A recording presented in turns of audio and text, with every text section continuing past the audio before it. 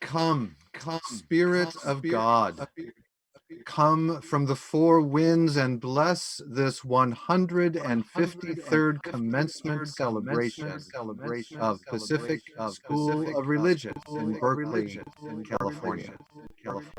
Come, Holy Spirit, and hover over us as you did over the chaos at the beginning of time to bring forth the wonders of creation. Come from the four winds, O Spirit, just as you did at Elijah's bidding in a valley full of dry bones. Enfold us with the breath of life. Come, Holy Spirit, just as you did to raise radical prophet Jesus from the dead.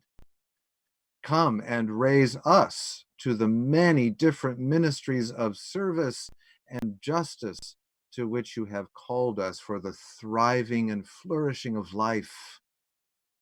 Come from the four winds, O Spirit of God, and assure us that no manner of physical distancing can separate us from God or from each other.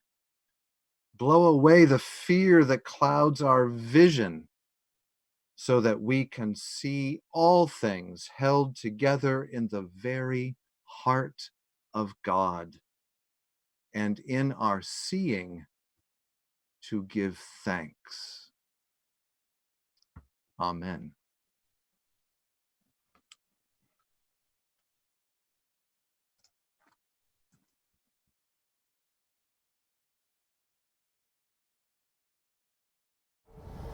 When we dreamed about, imagined, planned, and worked toward this day, I doubt this was the commencement we imagined.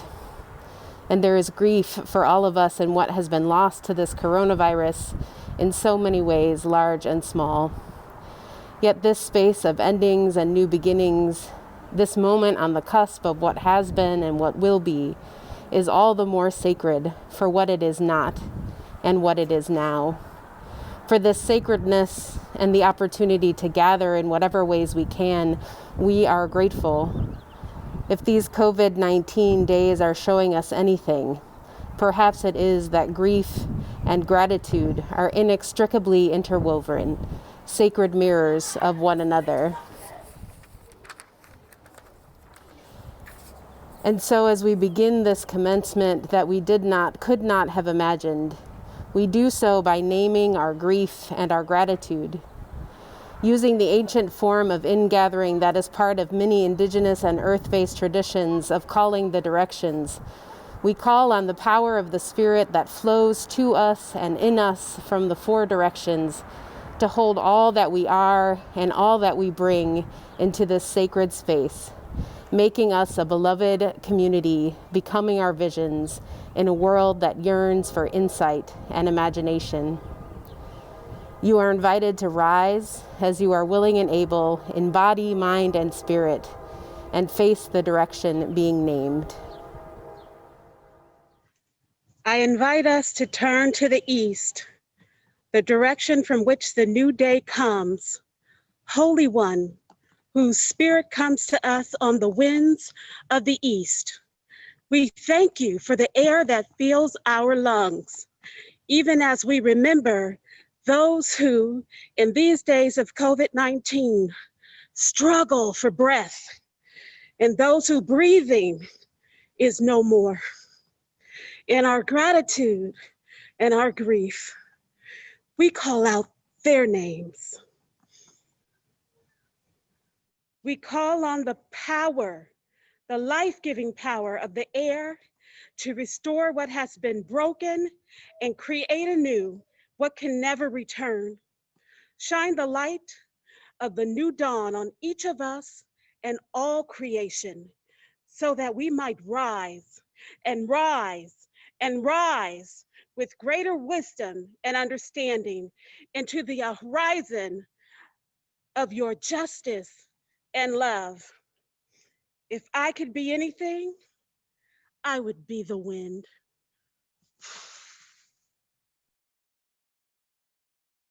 I invite us now to turn to the south.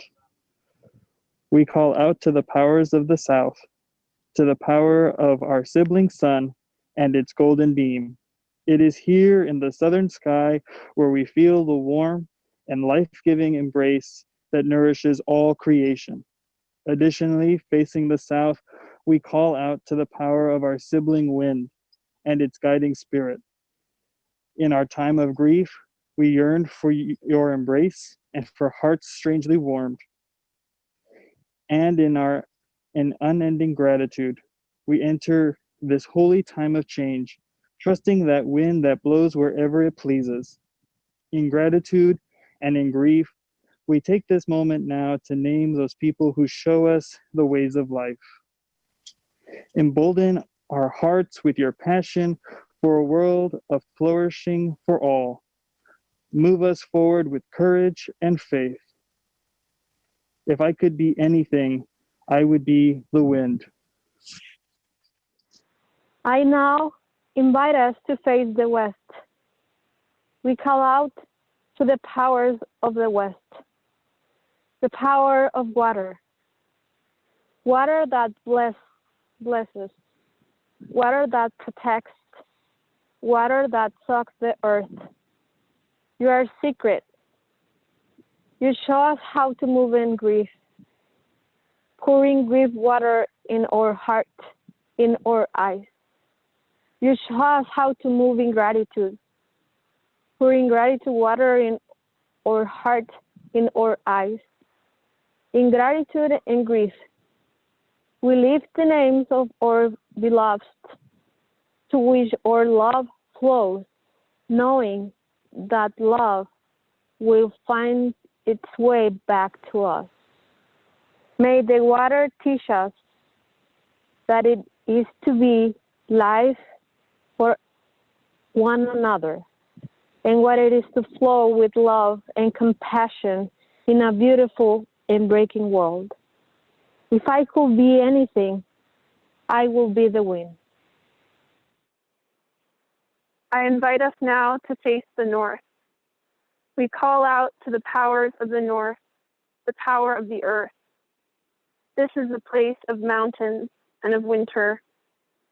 We welcome in the cold and cleansing winds from the north. We pray to be nourished and to be made new. We hold in our hearts the hardships experienced by all of those we love. We grieve for the known and unknown losses of this pandemic, and we hold space for the ungrieved losses of this time. In gratitude and in grief, we speak these out loud or in the silence of our hearts. Thank you, Sacred North, for teaching us patience and endurance. We release our fears and anxieties, our struggles and our suffering to your cleansing winds. We say thank you for all that teaches us, and we pray for insight, wisdom, and justice. If I could be anything, I would be the wind. I invite us now to turn to the center. Dwell in the spirit here. Feel the rootedness and the flow. Hold fast to the center of our joy. Hover over the deepest places where gratitude and grief mingle. Savor the struggle and the delight. This is holy ground. This is the place from which life emerges and to which life returns. In our gratitude and our grief, we speak the names of the holy and our deepest desires. We call on the presence of all that is holy, just, and compassionate to journey with us in this hour and every hour, weaving together our various experiences into a wholeness that is beloved community. from our separate places, make us one, so that we might together embody the radical kinship in love and spirit and purpose. So may it be. If I could be anything, I would be the wind.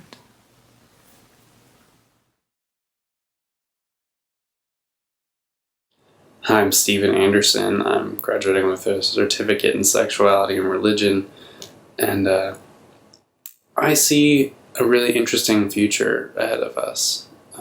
The present has been full of adversity and also a lot of people coming together and creating community, banding together for one another and helping each other. And I see the community of Christ in that. And my hope is that this time prepares all of us for the work of Christ at all times, that we can go out and create a community together and continue to do the work that we're doing now, not just go back to the way things were before. As it's gotten closer and closer to this day and this ceremony of commencement, I've been thinking a lot about how my journey at PSR started. I was 21, about to turn 22. I just graduated from undergrad, and I drove all the way here from Vermont, and I'd never been so far from my family. And my grandfather died very suddenly right before orientation started, and I remember just feeling so alone out here. And over time, I came to feel really at home and really grateful for the community here. And my hope and vision for the future is that there are more spaces like this, and that there are more spaces where it's okay to feel and express grief, and that there are more spaces where grief can be held alongside love and gratitude. And I hope to take all that I've learned here with me and carry it in me always. It's so sad to be saying goodbye this way and to not all be together, but I'm grateful for everyone and everything, and I'm so grateful that I came here. My hope for myself and for the world beyond 2020 is that each of us can learn from the lessons that we've been given in the midst of this pandemic, in the midst of this invitation toward global community, and that most of all, we can listen to the voices of our children, empower them to bless by blessing them, by inviting them to wonder about themselves, about others, about the world around us, and about the sacred. All of this I have great hope for, and I hope that each and every one of us in our hearts and in our minds, in our souls and in our work that we do with one another can build community and bring us peace and blessing and transformation in a new and just society.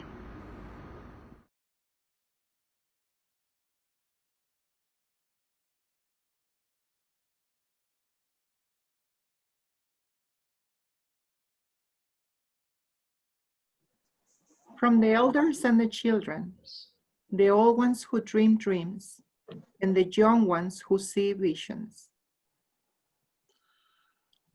We make our way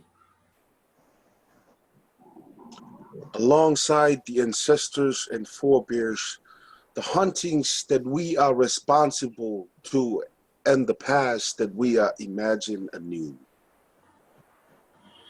We point ourselves toward the rising.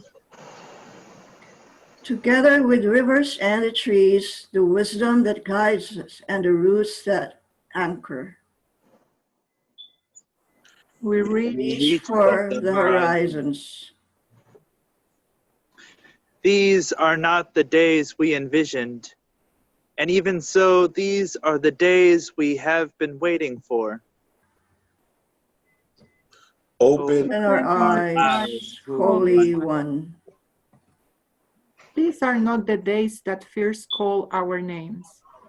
Yet even so, these are the days that have been waiting for us.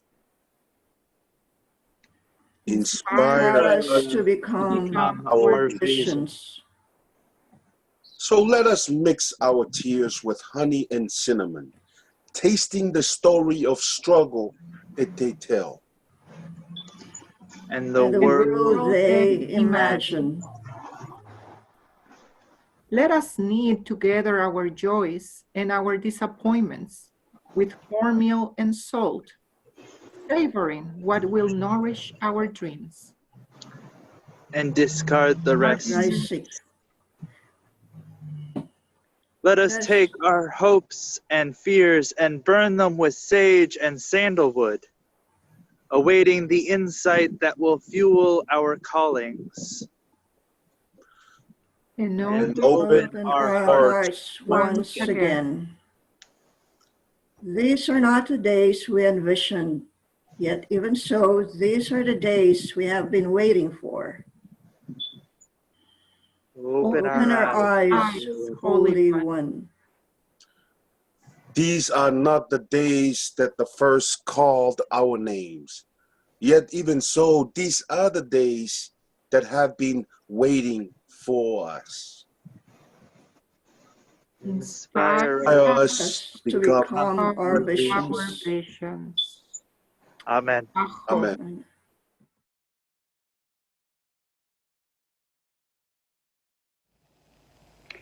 Good afternoon.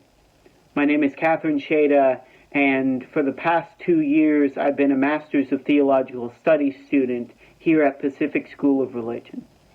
I initially applied to PSR out of an overwhelming sense that my next steps in life involved going to seminary. I understand now that this feeling was based out of a desire to engage with a community that asked me to think theologically about my own life, the lives of those around me, and society in general. I am incredibly grateful to every member of the PSR community for helping facilitate such deep and rich theological thought. I hope to continue such efforts wherever my next steps take me. Thank you, class of 2020. It's been an indescribable joy. Marley, Traftaga do Big Odwa, Almaringagoy. For the president of PSL, Dean Dr. Susan Abraham, faculty, colleague, Marlo Obito. I'm so grateful and I feel prepared. This is one of my vision for ministry.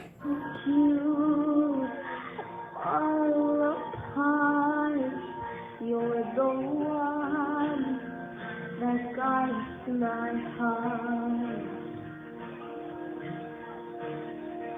Lord, I need you. Oh, I need you. Every hour I need you. By one defense, by the righteousness, oh God, how I need you. Yeah, in 2020, I would like to help build, create, and paint a bright, hope-filled, and inclusive future for all of us, especially those among us who are Asians, queer, transgender, and non-binary persons, and persons with disabilities. Make up a story, for your sake and ours. Tell us what the world has been to you in the dark places and in the light. Don't tell us what to believe, what to fear. Show us believe's white skirt and the stitch that unravels fear's call. Welcome to the 153rd commencement of the Pacific School of Religion, our first virtual commencement. I am David Vasquez-Levy, and I have the pleasure of serving as president at Pacific School of Religion. I shared these powerful words from Toni Morrison as we gathered for our opening chapel at the beginning of this academic year. Toni Morrison's words have prophetically spoken to this unprecedented time. And they also articulate the callings of the remarkable class we celebrate today. She challenges us not to be driven by fear, but to imagine and to show in word and in action the belief and our convictions in a world that needs them so desperately. Dear class of 2020, you came to Holy Hill from journeys that began across the bay and around the world. When you came to PSR, we committed to you to do three things: to blow your mind, to embolden your heart, and to strengthen your hands. It is my prayer that your time with us has helped to frame the passions you care so deeply about into a larger whole. That you have explored the practices that will help you draw from a deeper well to sustain yourself and the communities you are called into. And that you have developed the necessary skills to elicit and bring about the new stories our world so desperately needs. As you go from this place to impact congregations, organizations, and communities, you join the distinguished ranks of PSR's spiritually rooted change makers. With gratitude for the ways you have helped to shape our community, we celebrate your accomplishments and the work of many who have helped you to achieve them. Congratulations, PSR Class of 2020. As the interim president and dean of the DTU, I am very pleased to bring you greetings on behalf of the Graduate Theological Union. Even though in-person commencement exercises have been suspended across the consortium, I am very happy to partake in your virtual graduation, which I'm sure we can make it as precious and meaningful as the traditional form. Normally, I like to begin any speech with a joke or a humorous remark, but I will skip for this format and spare you from some discomfort. Among the member schools, it's no secret that PSR played a special role in my years at the DTU while studying for my PhD. My advisor and mentor was a PSR faculty. My family and I lived in the PSR housing for 3 years, and I served as a TA and visiting instructor for 4 years. And I am forever grateful to those PSR students for shaping me into a good teacher, if I say so myself. Thank you. And I owe a great deal of debt to the PSR faculty for having the most influence in shaping my theology. For nearly 60 years now, the students in our member schools have been learning together, and the faculty and staff have been collaborating together to create something special on Holy Hill in the theological landscape. This remarkable consortium of schools, centers, and affiliates has given us a lot. The best theological library in the Western United States, arguably the most vibrant and diverse theological community in North America, and a pedagogical model of collaborative engagement across the differences. But the best gift of them all, the G2 Consortium has given to the world, is its students, you. Students who come to the G2 Consortium are blue-collar theologians who are not afraid of getting their hands and feet dirty. Unlike Rapunzel from the old fairy tale, our students refuse to stay isolated up in the ivory tower, lowering their hair and expecting others to climb up. Instead, our students go down to the village where the people are.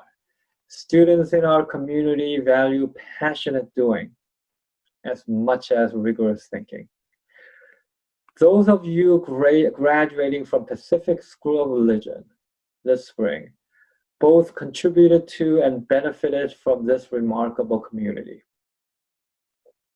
And perhaps more than any other member schools, the students of PSR embody the unwavering commitment and passion for justice at the DTU. Graduates, on the behalf of all your colleagues throughout the DTU, I offer you congratulations on your accomplishments and best wishes as you embark on whatever adventures await you in the future. We are very proud of you and grateful for what you have brought us in your time here. May you be blessed in this celebration so that you may continue to be a blessing for others. Hi PSR, it's good to be with you. I'm sorry we are not able to meet in person. I've just been thinking a lot lately about how we are in strange times, unprecedented in our lifetime, but as Dorsey Blake would often remind us, we are not in unique or original times. The things we are experiencing now may be new to us, but not to the vastness of humanity. So let us join with our ancestors to make meaning and to be an example for those who follow behind us. Keep taking care of yourself and each other.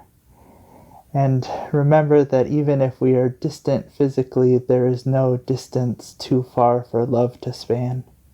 So I'm proud of you. Keep up the good work and keep taking care of each other. Planet Soul orbits sun of compassion. Ancient wisdom of humanity brings us this clarity. In life's invisible but central spiritual economy, it is compassion that is the bottom line, the measure of all else. Compassion, caring for all the humans and other living beings. It is the quality of our compassion that gives everything meaning. Our soul is the essence of our life. Our soul orbits around the sun of this clear and true compassion. We suffer the loss of our soul, both individually and collectively, when we move to center our life around anything other than compassion. Money, power, pleasure, or stuff. Let us then harness all our aspirations individually and together to pull us closer and closer in our orbit around the sun of compassion.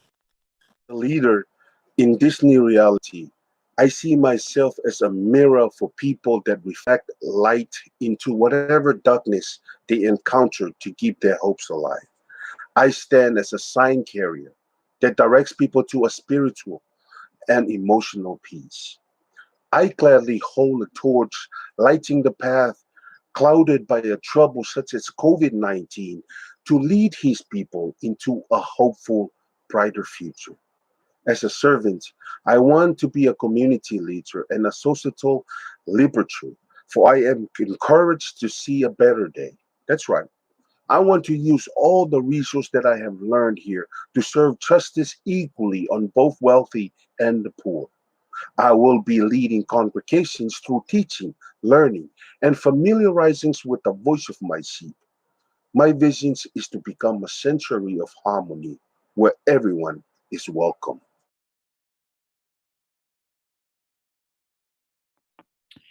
A reading from the letter to the Ephesians chapter 1, verses 15 through 18. I will be reading in the Samoan language. Ua o whaalongolongo I lo o tō whaatuatua I le li'i o Yesu, mo lo o tō alofa I le aupaia umalawa. O le mea lea o tele mapu ai I le whaafetai ono o tō, o tauta ua o tō ia o te talo. Ina ia fwa I atu ia te oto e le atua o lo o toa li'i o Yesu Keriso. O le tamā e ona le mamalu. Le anganga e ona le poto ma le whaalinga e ala ai ona oto I loa le lei o ia. Ia whaapupula ina mata o oto loto. Ina ia oto I loa le winga o le whaamoemoe ua I lona wala au mai. Ma le winga o le whaaulanga mea le lei o ilana tofinga o silisili mo le aupaia. Le afionga o le atua. Lectura a la carta de los Efesios, capítulo 1, versículos del 15 al 19. Por esta causa también yo, habiendo oído de vuestra fe en el Señor Jesús y de vuestro amor para con todos los santos, No ceso de dar gracias por vosotros, haciendo memoria de vosotros en mis oraciones, para que el Dios de nuestro Señor Jesucristo, el Padre de gloria, os dé espíritu de sabiduría y de revelación en el conocimiento de Él, alumbrando los ojos de vuestro entendimiento, para que sepáis cuál es la esperanza a que Él os ha llamado y cuáles las riquezas de la gloria de su herencia en los santos. Esta es palabra de Dios. A reading from the letter to the Ephesians, chapters 1, verses 15 through 18. For this reason, ever since I heard about your faith in Jesus and your love for all God's people, I have not stopped giving thanks for you, remembering you in my prayers. I keep asking that the Holy One may give you the spirit of wisdom and revelation, so that you may know love better. I pray that the eyes of your heart may be enlightened in order that you may know the hope to which you have been called, the riches of this glorious inheritance in God's holy people. The word of the Lord.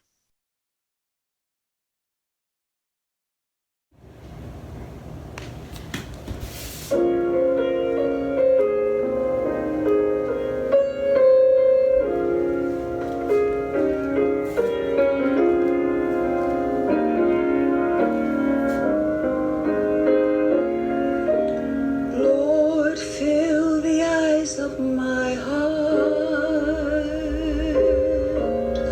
Lord, fill the eyes of my heart with the love you have when you look down upon this world.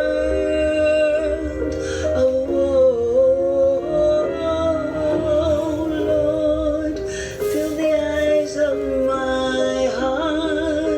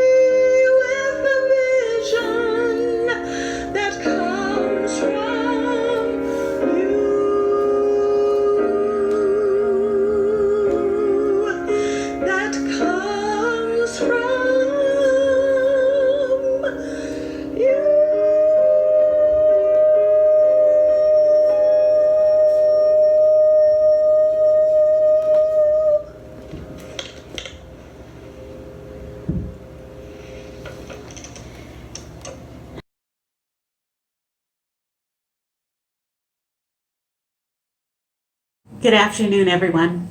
My name is Ursula McClure, and I'm here to introduce our first commencement speaker. Reverend Kamal Hassan is a spiritual leader, educator, and community servant. He currently serves as head of staff and minister of word and sacrament at Sojourner Truth Presbyterian Church in Richmond, California. This position he's held since 2008. He is also a board member and the co-spiritual director of the One Life Institute for Spirituality and Social Transformation, based in Oakland, California. He has served for 3 years as a campus pastor and 2 years as an adjunct professor in the Community Engaged Learning Department at Pacific School of Religion. He served for 7 years for the Presbyterian Church USA, Office of the General Assembly, in a bilateral conversation with the Episcopal Church around the issue of full communion, and is a member of the Presbyterian Church USA Synod of the Pacific Self-Development of People Committee. Before these calls, Reverend Hassan spent more than 3 decades as both a public and private school educator, community organizer, and religious worker. He holds an AA degree in radio broadcasting from Los Angeles City College, a BA in history from California State University, Los Angeles, and an MDiv degree from San Francisco Theological Seminary. Reverend Hassan was born in Los Angeles, California, and came to the Bay Area in 1999 to attend seminary. He has been married for 30 years to his wife, Makini Isoki Hassan. They have 2 adult children, Jonathan and Stephanie, and 1 grandchild, Ryan. I have been blessed to receive the wise counsel from Reverend Hassan as a campus pastor. I have benefited from his sage advice and also his sharp acumen also in the classroom as a student. I am pleased and honored to introduce to you and present our commencement speaker for the hour, Reverend Kamal Hassan. It is a pleasure for me to introduce our second commencement speaker, Grace Gilliam. She's the Associate Director of Community Engagement at Pacific School of Religion. After more than a decade working in the fields of telecommunications and information technology as a communications tech, system analyst and trainer, Grace Gilliam realized that just because you're good at something doesn't mean that's what you mean to do. This led her to an exploration into what vocation will be engaged, the Buddhist principle of work to alleviate the suffering in the world. After studying contemplative psychology at Naropa University in Boulder, she completed her Master of Theology at PSR with emphasis on psychology and religion in 2010. Grace joined the staff at PSR as Associate Director of Field Education and Contextual Learning in 2012. She now serves as Associate Director of Community Engaged Learning. During her time at PSR, Grace had been able to name and express her calling as an administrator. As a Buddhist, she also took her Bodhisattva vows in December 2017 at East Bay Meditation Center and was giving her Dharma name, Shining Practice Heart Mind. She finds that both administry and shining practice are a continuation of her original call to being graced. It is an honor for me to present one of the warmest souls of the PSR community. She's an extraordinary co-worker who believes in practicing her faith full on in her work and in her personal life. Grace, we appreciate your friendship. We all of its rich support and compassion. Your loving spirit and pure heart are a blessing to everybody's life that you touch. Beloved, Grace Gilliam. Good afternoon. I wish to begin by expressing my gratitude to the graduating class of 2020 at the Pacific School of Religion for inviting me and my dear colleague Grace Gilliam to address you today. It is quite an honor for both of us. I want to start my remarks by sharing with you some wisdom I found in a fortune cookie. About 2 months ago, just after the shelter-in-place order was given in our region, my wife and I ordered some Chinese food delivered. And after the meal, I took up one of the fortune cookies and I opened it. And the little slip of paper that fell into my hand expressed a deep spiritual wisdom. It said, "Stay close to your inner self and you will benefit in all ways." Stay close to your inner self and you will benefit in all ways. Well, I have held on to that sliver of spiritual wisdom. I have it now in the den where I work from home on our desktop computer. It's just below the monitor there. And whenever I'm sitting there in front of the computer and the paper's there, I pick it up and look at it and I'm reminded of that beautiful guidance. Stay close to the inner self. And I see a very important parallel that the author of Ephesians uses as a teaching tool for the people who will hear the words that were produced in Ephesians by saying the prayer is that the believers would see through the eyes of their hearts what is the love of Christ Jesus, faith in Christ Jesus, and love for all of God's people. Inner wisdom, seeing through the eyes of the heart. One, with faith in Jesus, and two, the loving kindness in living with all beings. Now, this bit of wisdom was given to these believers through the Ephesians passage so that they would know God's glorious inheritance in love for all believers and the hope of God's call. And that's what we wish for you today, the hope of God's call. So seeing beyond our current situations and visioning and becoming what we vision is a part of a spiritual path where the heart is the center of both wisdom and revelation. It is the place where we meet God because we are formed with the dust of the divine. We are fearfully and wonderfully made. And there is an inner oasis of God's presence in each person. There is an altar in the body where God meets us. And that altar is the human heart. That is the altar of the soul. And it is the place when we consider calls to ministry. That altar of the soul is the place that we should look first for God's guidance. Because in our hearts, that altar of the soul, God resides in us most powerfully and most deeply and guides us most transformationally. You see, in the Christian wisdom tradition, becoming is not an event.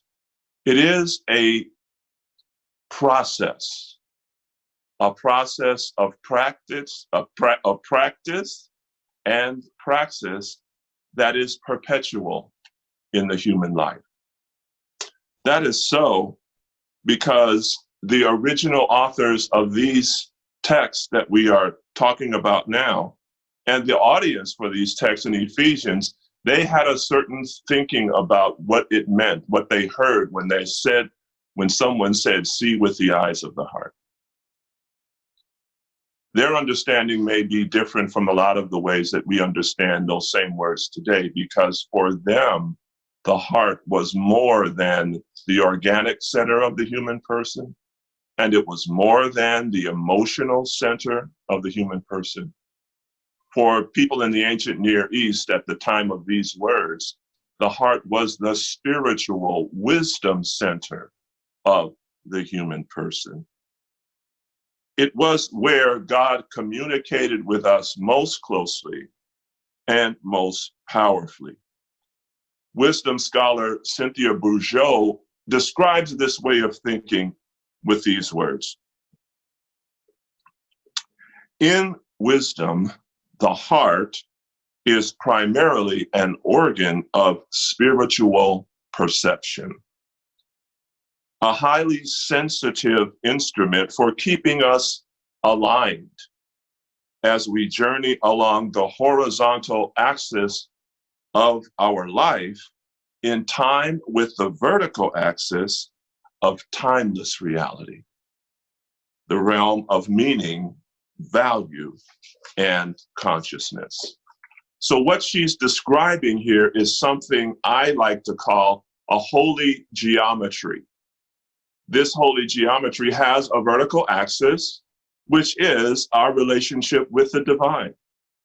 And it has a horizontal axis, which is our living and being with other beings on our planet through our life on Earth. So the axis between these lines, the intersection of these lines, is the source of wisdom and revelation.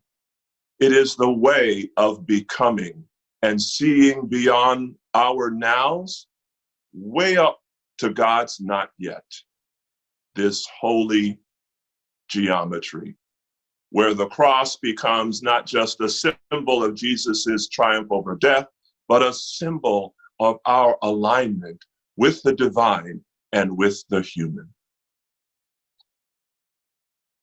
I hear now even the echoes of Jesus's answer to a question about what are the two things that are most important in life? What's more important than everything else? And Jesus said, love the Lord your God with all your heart, your soul, and your mind, the vertical, and your neighbor as yourself, the horizontal, the holy geometry, the transformation point for living with the divine and with the human. And if this is the place we can occupy, then we can enter a kingdom and a kingdom not after we die, but as we are awakened, while we yet live. The hope of God's call and the love for all of God's people. So we have to be careful though, because if we fail to see through the eyes of our hearts, we can become entrapped, ensnared. We can become part of the machinery of hegemony that only reproduces social sins. I'm speaking of the social sins of white supremacy and patriarchy and capitalism and heteronormativity that don't expand life but limit us, that don't lead us into God's not yet, but trap us in yesteryear, where we are unable to become our visions and see beyond the now, that we become stuck and we can't move, while at the same time our hearts are being poisoned. Oh, this isn't the place for visionary leadership, does not spring from here. Seeing beyond does not come from here. And so we must be careful that we endeavor always to see through the eyes of our hearts.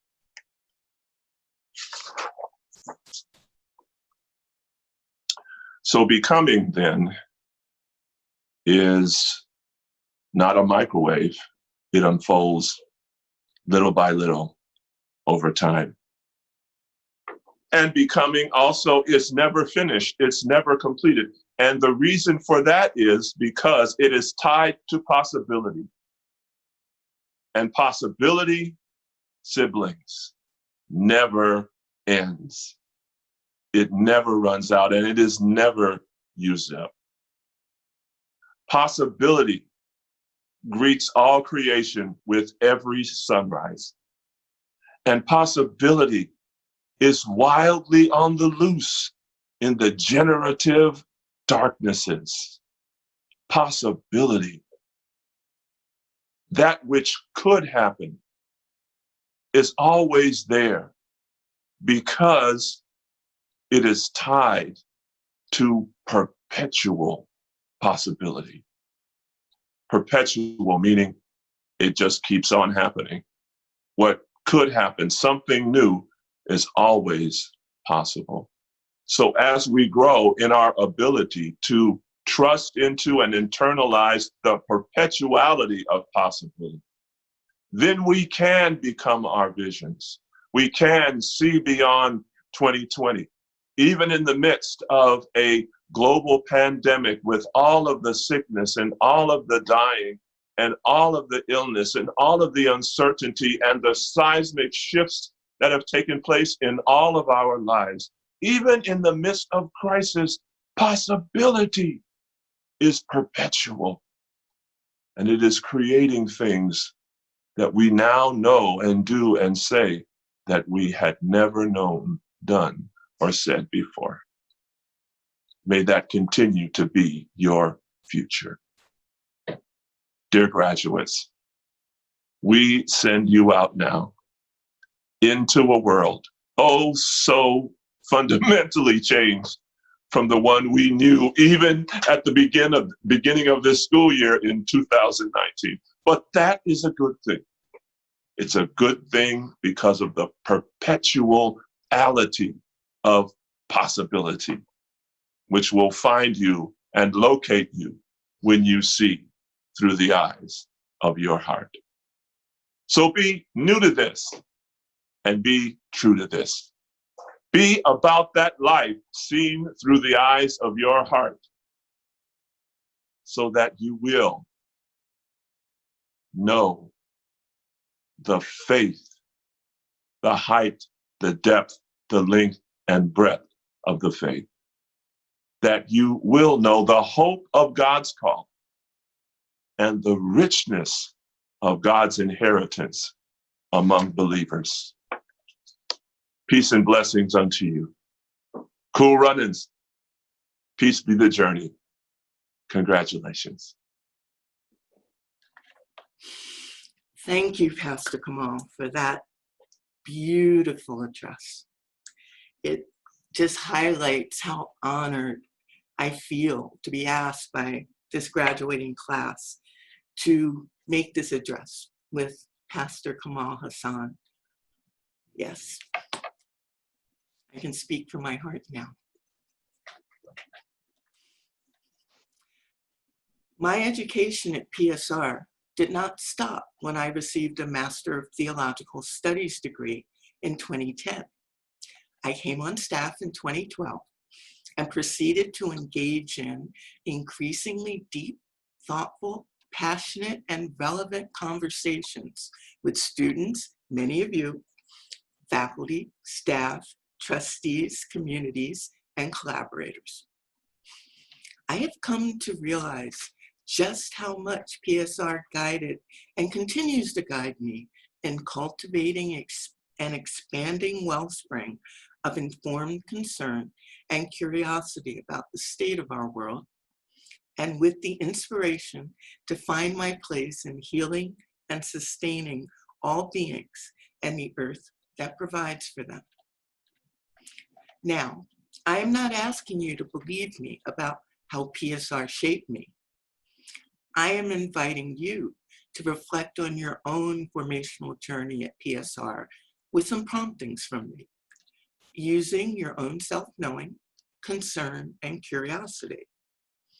especially now, as you not only engage in a significant milestone on that journey in this non-traditional yet necessary way, but also as you continue your journey into a world that is unraveling rapidly as it arrives where it has been headed for too long. Okay, take a breath.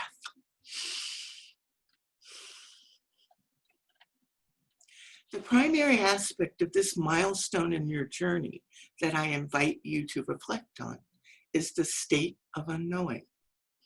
I use the term unknowing in a very specific way. I don't mean not knowing while in the process of finding out. While that is a very necessary skill for authentic inquiry, I mean unknowing as that state of being in relationship with that which cannot be known with any cogent or systematic understanding, nor with any certainty or guarantee. Unknowing as that which you do not know because it cannot be known, even as it unfolds relentlessly before you. Cannot be known, full stop. In truth, this state of unknowing can be exceedingly uncomfortable, inescapably humbling, and even almost unbearably terrifying. And yet, unknowing has such an inescapable presence that we forget over and over again that it is a never-changing part of the human condition. Humans are not omniscient. We cannot know with unchanging certainty or ultimate guarantee. Given this circumstance, I invite you to consider that cultivating the ability to abide in unknowing could empower and sustain you. Again, please don't believe me. Just stay open to this invitation. I suspect that by the end of my address, you will find it an oddly familiar one. I'll return to this commencement moment. In the best of times, completion of a degree is fraught with uncertainty about what the future holds and whether one is prepared enough to engage it successfully. You, however, have been on a more deeply significant and transformational journey, one where you have been encouraged to use knowledge, praxis, community, spiritual practices, and self-reflection as a transmutational process of discovery and formation into who you are meant to be in the world. Please note I said who you are meant to be, not what you are meant to do. I assume you came to seminary with the intention to discover, articulate, practice, and confirm how you can bring various works of love, justice, and healing to the world. I am going to pivot the focus of that very beautiful intention just a bit. I assert that you came to seminary to discover, articulate, practice, and affirm formation of the who you are that has been called, in all the specificity of your unique intersection of being, and becoming, to join the community co-creating a world that is loving, just, equitable, and thriving, called as a preciously whole, right, and needed component of this body, this covenant of intention, called not as a finished product, but as a being who, through disciplines of knowledge, exploration, and spiritual discernment, has the capacity to continue to hear the call, and with practices to do so with integrity and humility.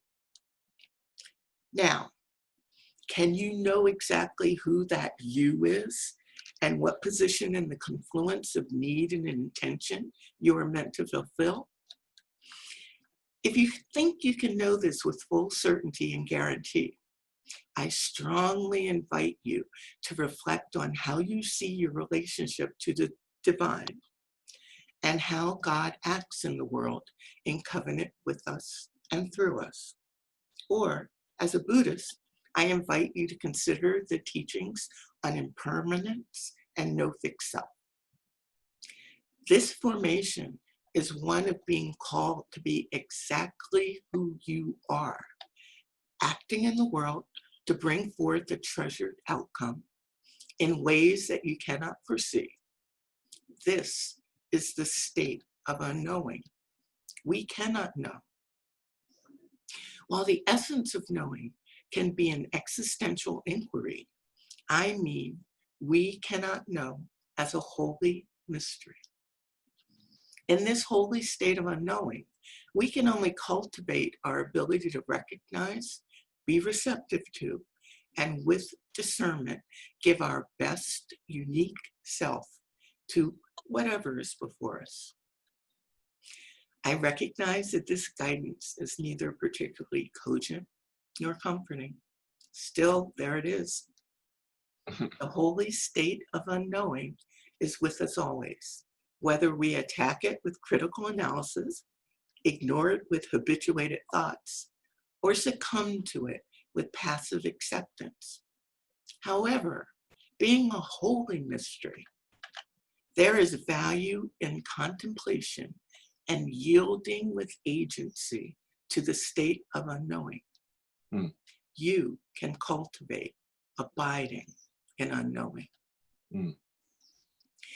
Now I bring this invitation of self-reflection to what I said may be oddly familiar to you.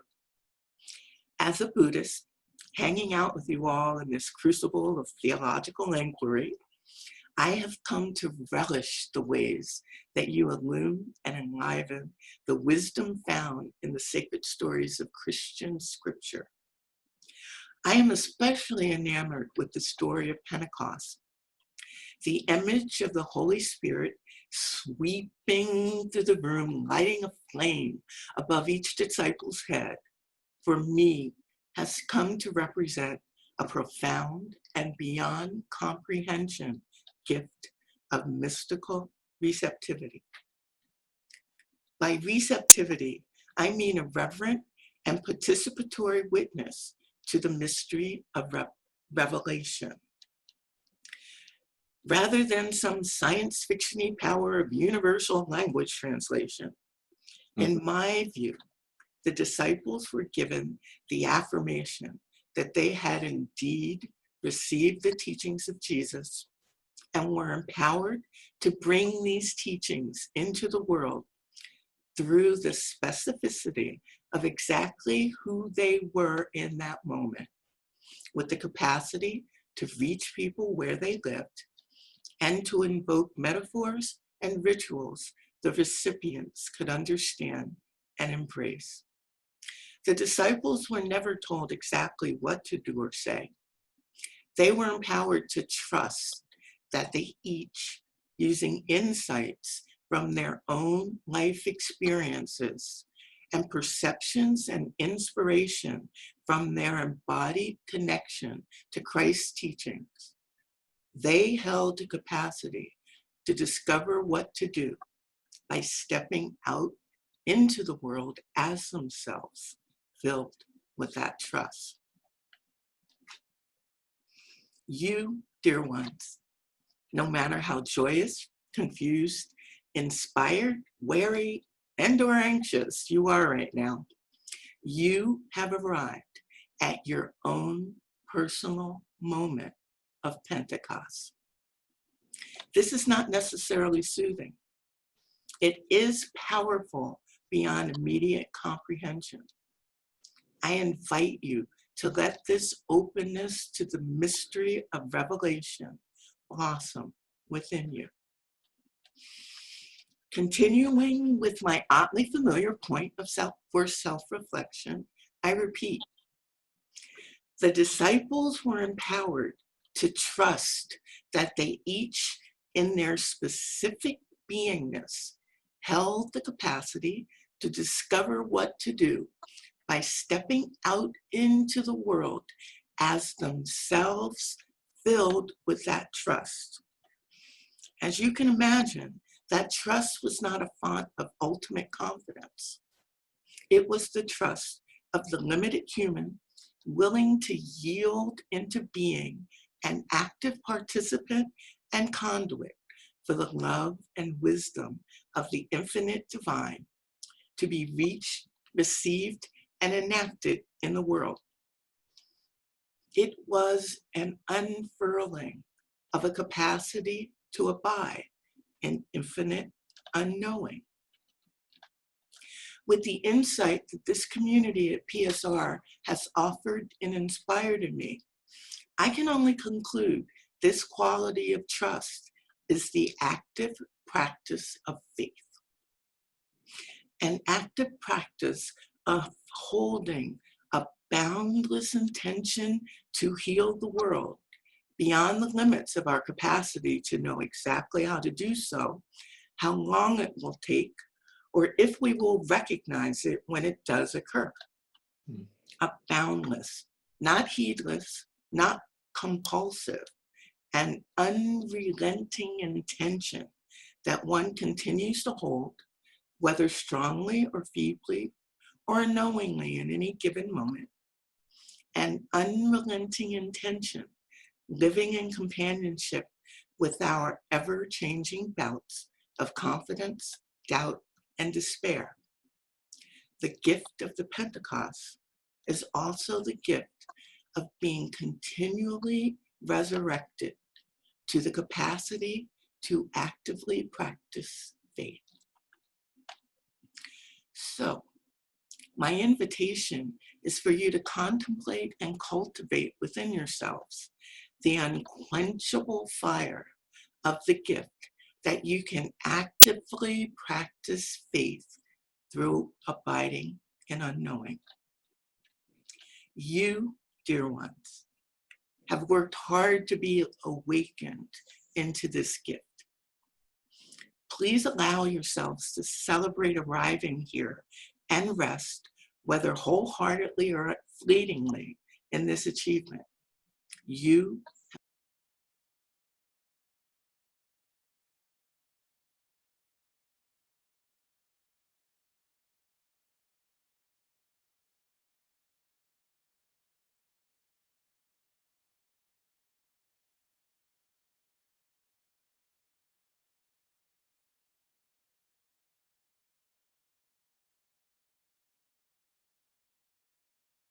into the world as themselves, filled with that trust. You, dear ones, no matter how joyous, confused, inspired, wary, and or anxious you are right now, you have arrived at your own personal moment of Pentecost. This is not necessarily soothing. It is powerful beyond immediate comprehension. I invite you to let this openness to the mystery of revelation blossom within you. Continuing with my oddly familiar point of self-reflection, I repeat, the disciples were empowered to trust that they each, in their specific beingness, held the capacity to discover what to do by stepping out into the world as themselves filled with that trust. As you can imagine, that trust was not a font of ultimate confidence. It was the trust of the limited human willing to yield into being an active participant and conduit for the love and wisdom of the infinite divine to be reached, received, and enacted in the world. It was an unfurling of a capacity to abide in infinite unknowing. With the insight that this community at PSR has offered and inspired in me, I can only conclude this quality of trust is the active practice of faith. an active practice of holding a boundless intention to heal the world beyond the limits of our capacity to know exactly how to do so, how long it will take, or if we will recognize it when it does occur. A boundless, not heedless, not compulsive, an unrelenting intention that one continues to hold, whether strongly or feebly or unknowingly in any given moment. An unrelenting intention, living in companionship with our ever-changing bouts of confidence, doubt, and despair. The gift of the Pentecost is also the gift of being continually resurrected to the capacity to actively practice faith. So, my invitation is for you to contemplate and cultivate within yourselves the unquenchable fire of the gift that you can actively practice faith through abiding in unknowing. You, dear ones, have worked hard to be awakened into this gift. Please allow yourselves to celebrate arriving here and rest, whether wholeheartedly or fleetingly, in this achievement. You have been true to your journey of responding to your call. Be joyful in this witness of your efforts. In closing, I want to offer the words of theologian Paul Tillich from Dynamics of Faith as another invitation for you to consider. This invitation is to recognize that faith is not something you acquire from outside of yourself. Rather, this capacity to abide as limited human in relationship with infinite unknowing is an integral and everlasting presence within each of us. It is at the radiant center of who you are. In respect for inclusivity of the spectrum of human gender identity, I will replace Tillich's use of man with our and us. Tillich says, as the ultimate is the ground of everything that is, so ultimate concern, faith, is the integrating center of the personal life. In the act of faith, every nerve of our body, every striving of our soul, every function of our spirit participate. But body, mind, and spirit are not three parts of us. They are dimensions of our being, always within each other. Faith, therefore, is not a matter of the mind in isolation, or of the soul in contrast to mind and body, or of the body alone. Faith is the centered movement of the whole personality towards something of ultimate meaning and significance. May you relish and be empowered by your capacity for ultimate concern in covenant with infinite unknowing. May you wildly celebrate your capacity to actively practice faith, true to being fully who you are called to be in this historic moment of unraveling and revelation. May it be so.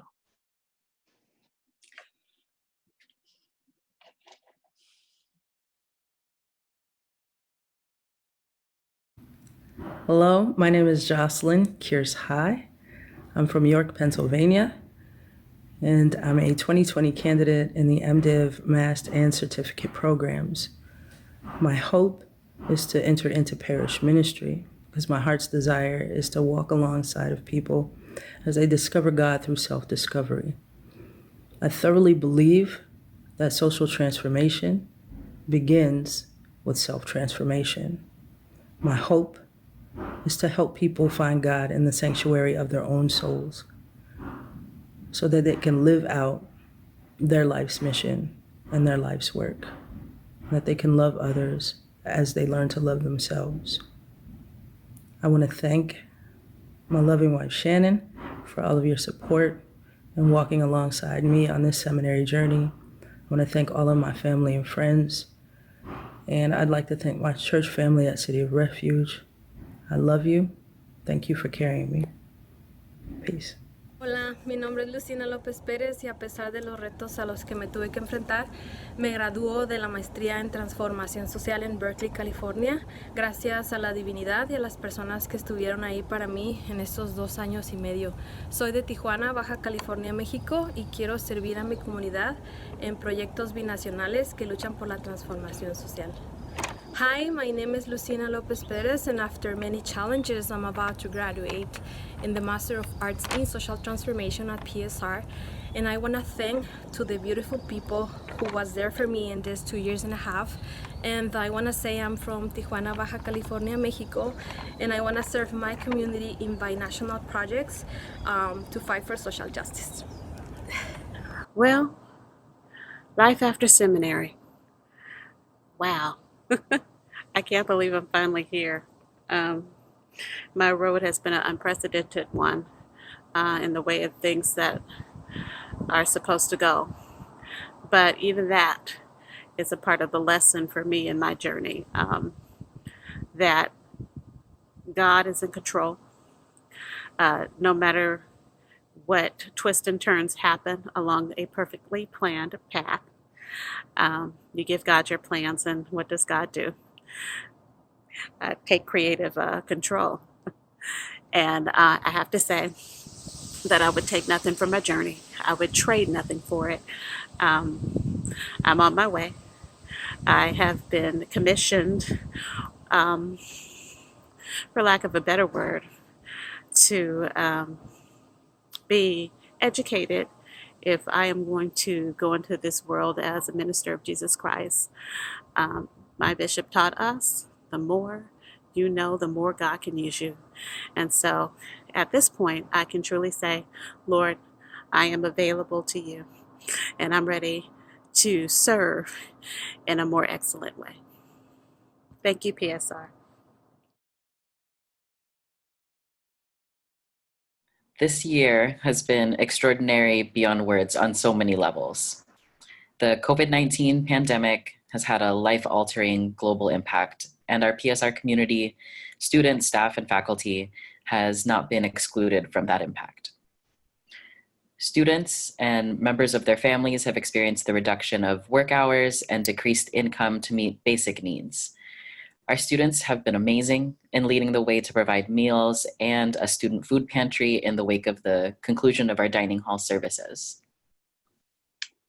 This year's senior class gift will go to the existing Emergency Support Fund, with a particular emphasis on providing assistance for students who have experienced financial loss during COVID-19, and also to help adequately stock our student food pantry for the summer and beyond. We, the PSR graduating class of 2020, invite you to support this fund. To make a donation, please go to psr.edu/give and select Senior Gift Fund under Gift Designation. Thank you in advance for what we know will be another expression of the PSR community's generosity. In view of such great need, we pray that this will become one of the largest senior class gifts in the history of PSR. Thank you for your gifts. As Vice President of Academic Affairs and Dean of the Faculty, it gives me great pleasure to announce the names of students who received our annual awards for distinguished contributions to the life of PSR through papers, sermons, community participation, and leadership. These awards were presented during Graduates Chapel this past Tuesday. You may find the descriptions of these awards in the commencement program. The following award recipients were selected by nomination and votes of the faculty. The Marcella Althaus Reed Award for the Best Student Essay in Queering Religion and Theology was presented to Jude Johnson. This year's Michael M. Mediola Prize in Ethics was presented to Jocelyn Kears High. The Frida Smith Preaching Award was presented to Cope Tani. The Paul Wesley Yinger Preaching Award was presented to Slam Trujillo. The recipients of this year's Koinonia Community Building Award was selected by the faculty from nominations submitted by PSR students, staff, and faculty. These awards were presented to Jude Johnson, Coke Tani, Yuris Martinez, and Lucina Lopez Perez. Congratulations to these students and to all of our students who are graduating today for their contributions to PSR. You will be sorely missed, but good luck to you. Thank you. Kwame, Igbo Kachano. My name is Reverend Father John Chibuike Ofo, a Catholic priest from Igbo land in Nigeria. I thank God for the opportunity that God has given me to be part of this history-making celebration of 2020, where I am a celebrant. I thank God also for the journey of life, which I have started with my brothers and sisters from different diversity, where we seek for one common goal, promotion of justice. My inspiration is to continue with this work of justice, especially in building a kind of relationship between culture and religion, mmekọ omenala na ụka na ala Igbo, for mutual exchange and enrichment. That's my dream. That's my prayer. Wherever God may take me, wherever life may take me, that I may continue in that journey. Dalu Nendebayo Mamana. God bless you.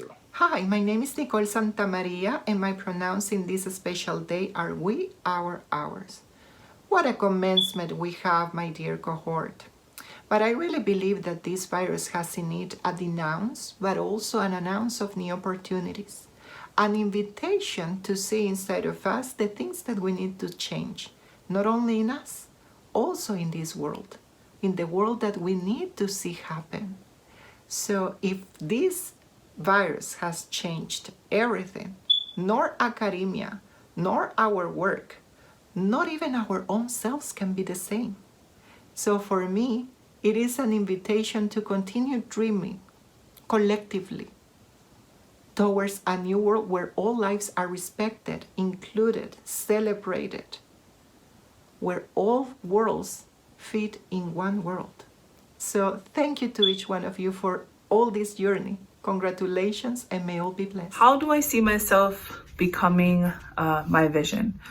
All right, so 2 years ago, before I started the MAST program at PSR, my vision was specifically to work with the youth. However, my journey at PSR has altered my vision. So 2 years later, my vision is to serve people of all ages. And I want to be able to be the type of leader that people of all ages can trust and rely on. I want to make sure that I can make a difference in the world through serving others in a loving, fierce, and compassionate way. And I hope I can do this. Thanks.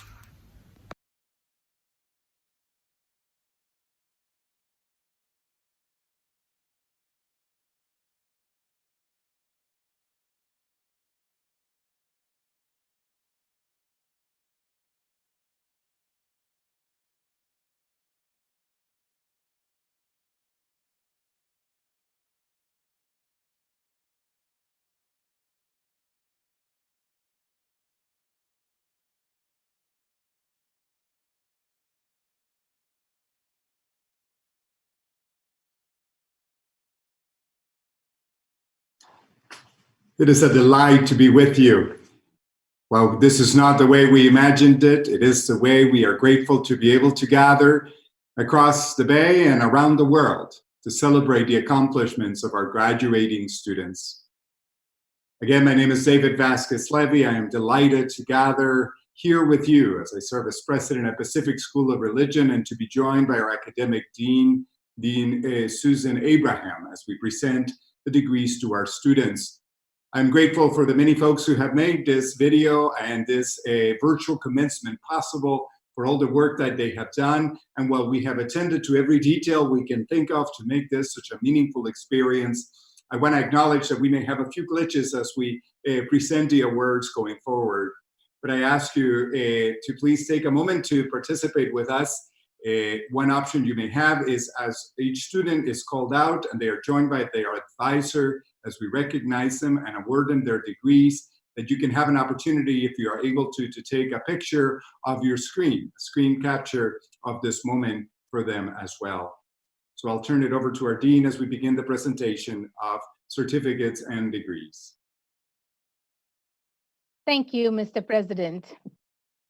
It is my honor to present the following candidates for the Certificate of Theological Education for Leadership.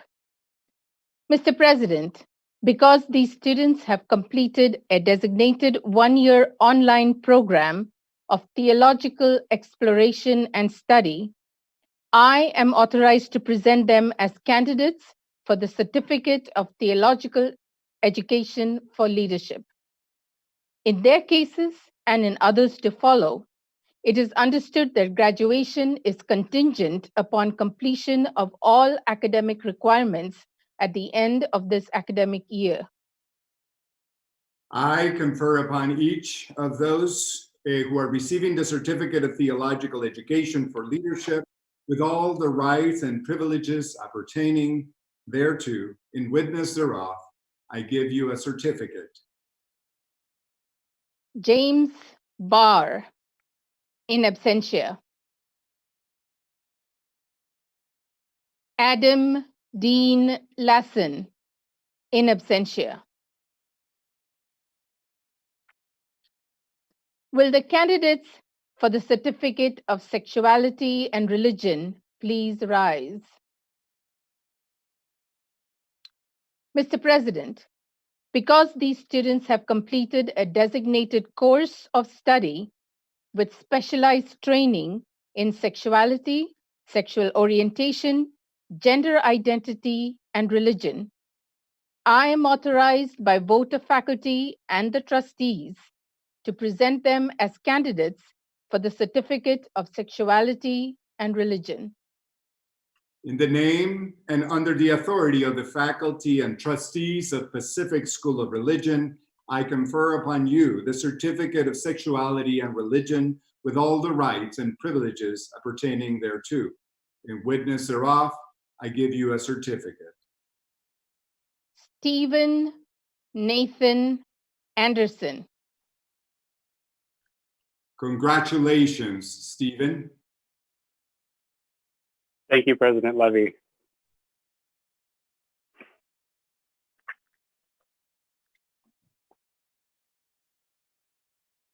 Jude Johnson. Congratulations, Jude. Thank you.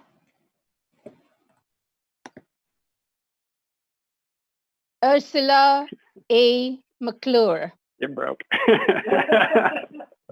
Congratulations. Yeah, everyone else is in absentia. To God be the glory. Thank you.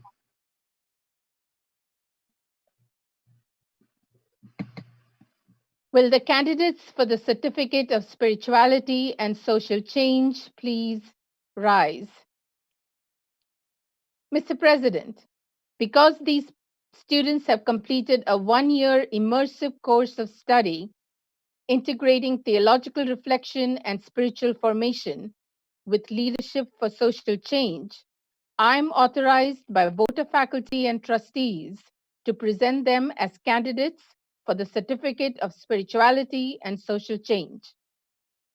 In the name and under the authority of the faculty and trustees of Pacific School of Religion, I confer upon you the certificate of spirituality and social change, with all the rights and privileges appertaining thereto. In witness thereof, I give you a certificate. Jocelyn L. Kears High. Congratulations, Jocelyn. Thank you.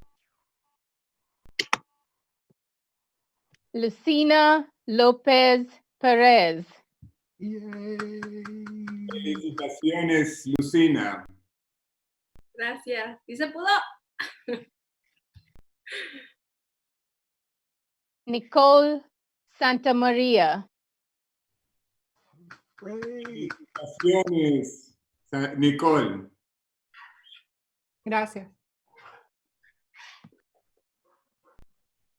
Sharma Sapolu. Congratulations, Sharma. Thank you.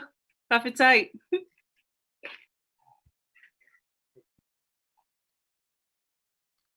I present the candidate for the Certificate of Advanced Professional Studies.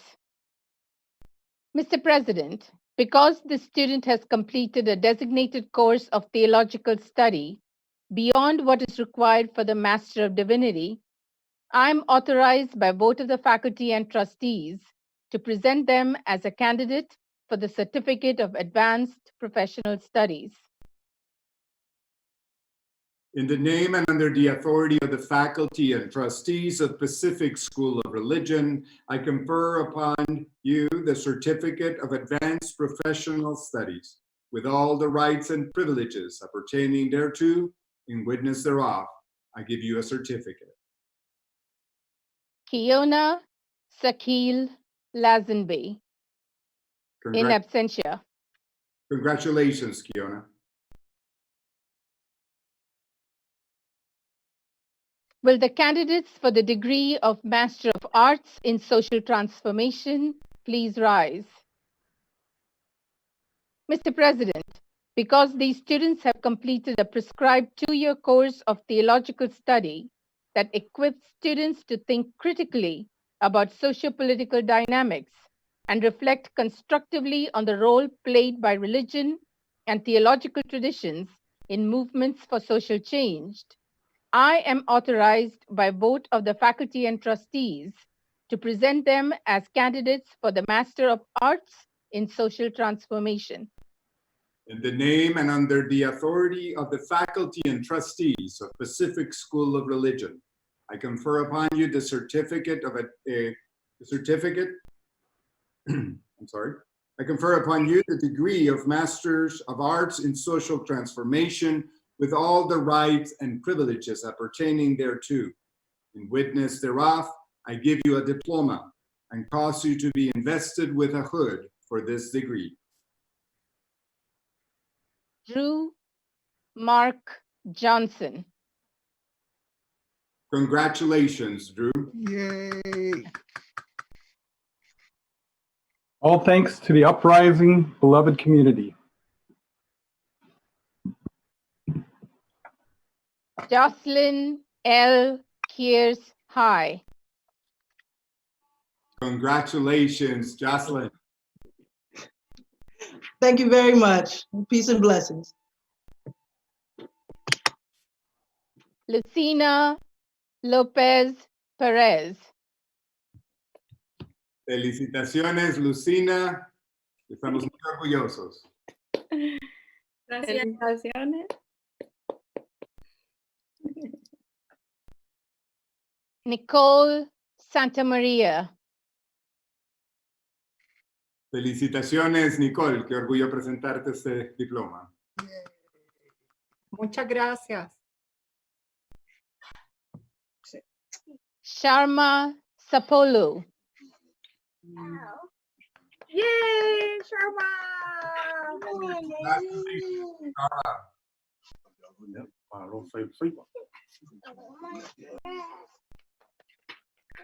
Viele atua.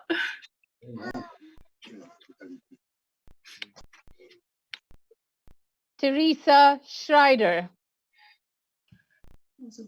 Congratulations. Yay. Thank you.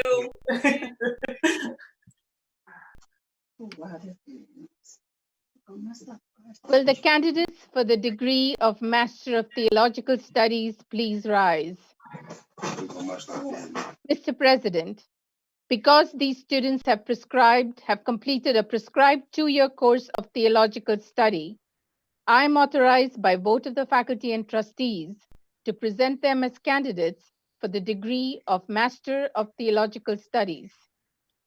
In the name and under the authority of the faculty and trustees of Pacific School of Religion, I confer upon each of you the degree of Master of Theological Studies with all the rights and privileges appertaining thereto. In witness thereof, I give you a diploma and cause you to be invested with a hood for this degree. Catherine Seda. Congratulations, Catherine. Thank you, President Vasquez-Levy and Dean Abraham.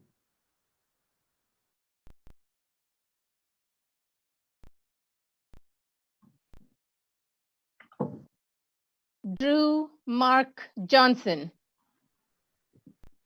Congratulations, Drew. Love wins. Claudia Marie Mosby. Yay, Claudia. Congratulations, Claudia. It's not letting me start. It's not working. There we go. You are. Thank you, David. If I could be anything, I would be the wind.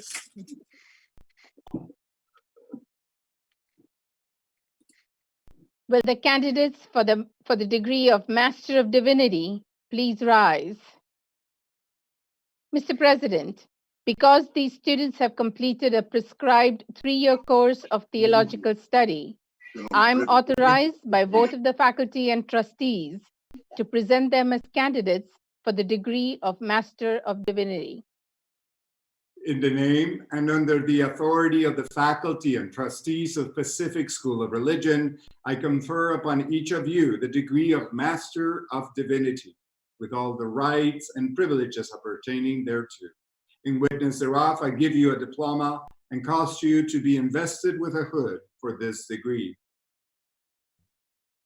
Grania McCormick Buchanan. Congratulations, Grania. Yay! Thank you. Siona Palavai. Yay! Go Siona! Not only Woo! Go on, Siona, so we can see you. Thank you. Thank you. Yay! We did it!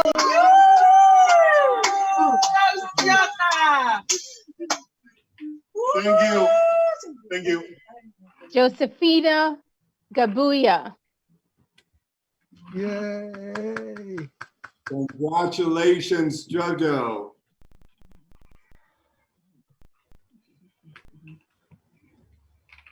Daghang salamat. Thank you, PSR. Thank you. You're welcome.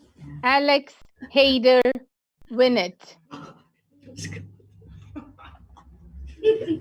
Come. Alex. Congrats, Alex. We did it! Yay!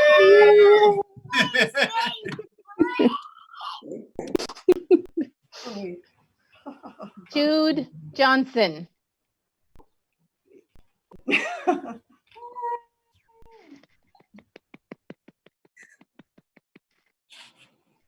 Congratulations, Jude. Thank you. Solisi H. Kanungata. Congratulations, Salisi.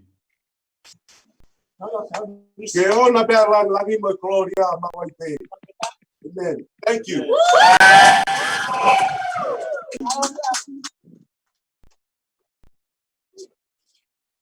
Jocelyn L. Kears High. Thank Congratulations. you very much. This was for the ancestors.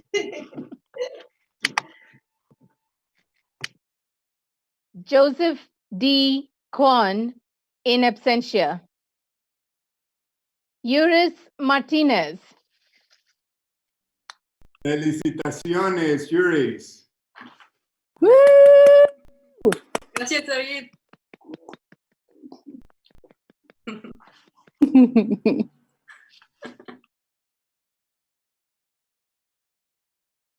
Ursula A. McClure. Yes.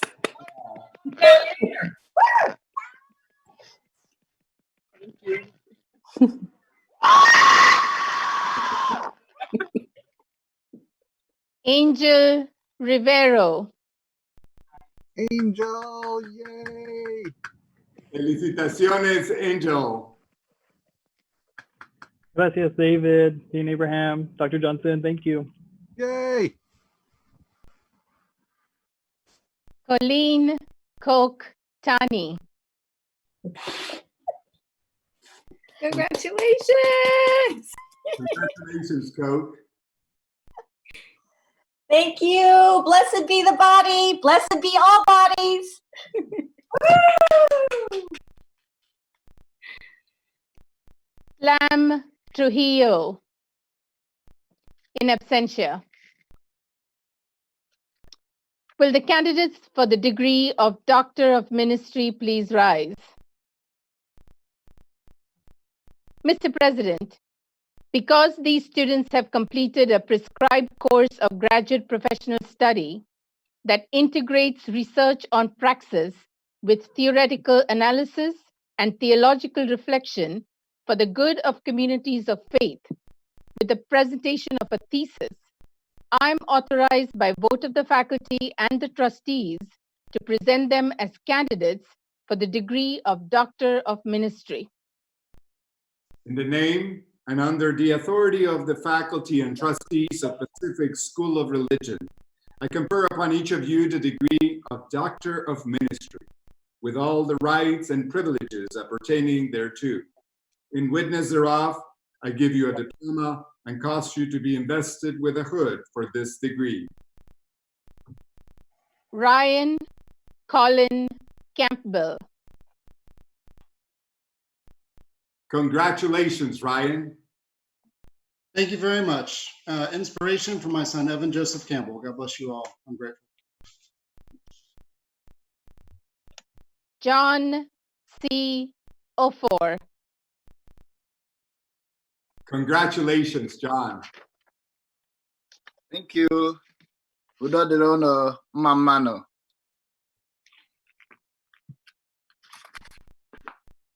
Congratulations to the class of 2020.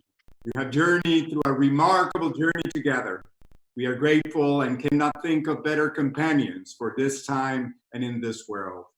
You join a remarkable group of folks who will be part and will continue to be part of the spiritually rooted change makers the world so desperately needs. In the midst of this pandemic and under these circumstances, I am delighted that we have been able to be joined by your families in a new way to celebrate your accomplishments and this moment of commencement, the beginning of the next phase of your ministry. I invite the faculty of Pacific School of Religion to rise by turning their cameras on, that we may celebrate the class of 2020. Congratulations. Bendiciones a todos. Congratulations. Yay! Ursula and Angel and Coach. Jocelyn, Catherine. Woo! Yes. Fiona, yes. Alicia. Dharma. Woo! Thank you. invite the staff that is gathered with us as well as representatives of our broader staff to rise by turning their cameras on as we celebrate the class of 2020. Congratulations. Congratulations, everybody. So proud of all of you. Congratulations. Go change the Great world. job, you guys. Good job. Well done. Yeah. Shout out to Catherine. Shout out to all. Shout out to Felicie. Love you. Jocelyn. Love you. Yes. Lucina. Come back and visit people. Jocelyn. All of you guys. So proud of you guys. Right on. Yes, Jocelyn. Congratulations. Ursula. Woo, City of Refuge in the house. In the house.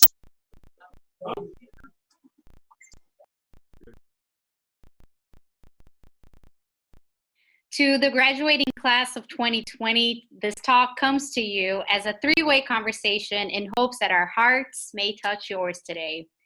Dear class of 2020, like yourselves, I was also due to celebrate my graduation from the PhD program this spring. So I would like to acknowledge that these times are full of complexities, losses, mourning, sadness, and impossibility. And I stand in solidarity with you.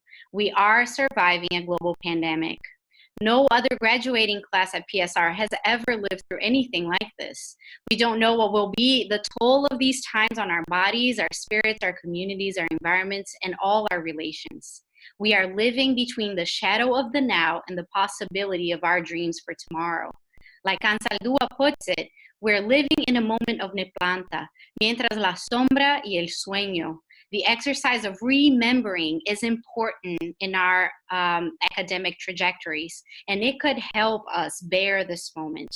Let's face it, navigating cis-het patriarchy, sexism, colonialism, racism, capitalism, white supremacy, phobias, traumas, violence, and so much more is shattering.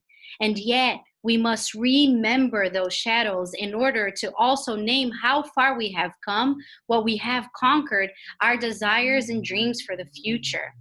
What were the communities, the bodies, the relationships, the fragrances, the shared meals, the cries, the pleasures, experiences, ancestral wisdom, familial bonds with your kin, acts of kindness, places, generosity that were extended to you in this journey? Which authors, artists, art forms, theories, classes, professors kept your heart pulsating all of these years, your curiosity and your wonder alive?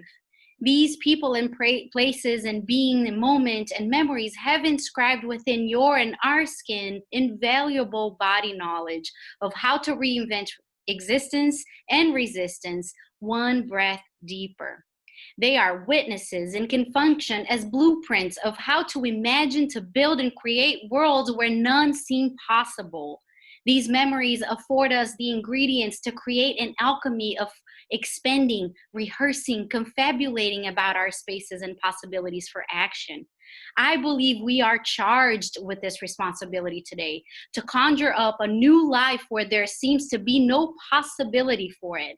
To Laura Perez, academic work is impregnated with this charge of remembering, synchronizing, aligning minds, bodies, spirit, the personal, the psychological, the communal, so that we can take on the insurmountable task of acting in the spheres that are social, cultural, religious, economic, decolonial, and geopolitical, and earth-centered. May we take this opportunity today to remember our languages, our places, our land, our people, our religion, ancestral traditions that make us pulsate with spiritual vitality, that reminds us of our desires, our longings, our hopes. May we continue to remember that our academic, creative, and religious practices are political, that the land beneath our feet and its peoples were colonized, that all beings, whether living or non-living, bear the right to a dignified and affectionate existence, that we can continue to commit to gathering the dismembered pieces of our stories, cultures, bodies, traditions, so we can continue to imagine and to create profusely and dangerously, that we have the capacity to imagine, speculate, rehearse, and intimate this world differently. Dear graduating class, may you remember that you bear the right to desire, to care, to joy, to fullness, to life, to pleasure. and that these elements safeguard the cosmic nutrients that sustain life, as Nora Naranjo Morse puts it. May we remember the sound of the genuine within, as Howard Thurman advises us, and may Ansal Dua continue to whisper into our ears that the place of Neplanta is impregnated with divine wisdom, spiritual power, and holy electricity.